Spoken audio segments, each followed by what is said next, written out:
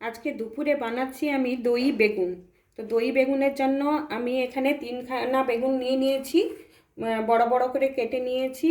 তো এবার মশলা হিসাবে নিয়েছি, যেহেতু নিরামিষ, আদা, টমেটো, জিরে, গরম মশলা গোটা, লঙ্কা দুটো নিয়েছি, হাফটা তেজপাতা, আর গুঁড়ো গরম মশলা, দই, লঙ্কা, হলুদ, একটু অল্প ঘি লাগবে, ঘিও নিয়েছি, চিনি, নুন, রান্নার জন্য সর্ষের তেল। অল্প একটু নুন দিয়েই আমি বেগুনটা আগে ভেজে নেব হালকা করে।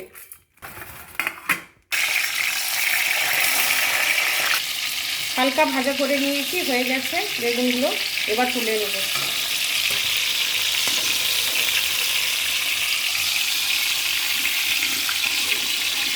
আমি অল্প একটু ঘি দিয়ে দিচ্ছি,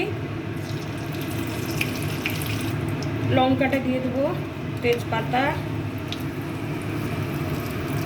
গোটা গরম মশলা দিয়ে দিচ্ছি, জিরে,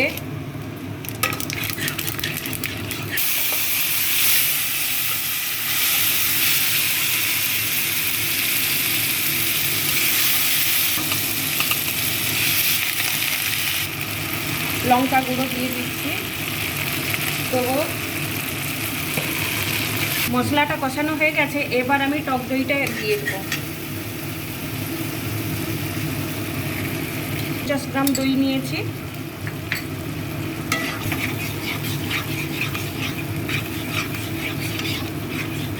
কালারটা খুব সুন্দর এসছে, সেটা অল্প একটু জল দেবো, বেশি জল দেবো না, যেহেতু টক দই আছে তো জল বেরিয়ে যাবে।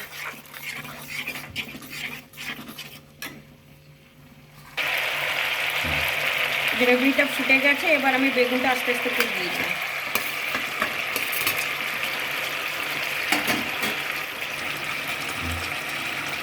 চিনিটা দিয়ে দেবো, যেহেতু টক দই আছে একটু চিনি দিতে লাগবে। এটা আমার কমপ্লিট হয়ে গেছে দই বেগুন। কালারটাও খুব সুন্দর এসছে আর খেতেও খুব ভালো লাগবে, নিরামিষ রান্না।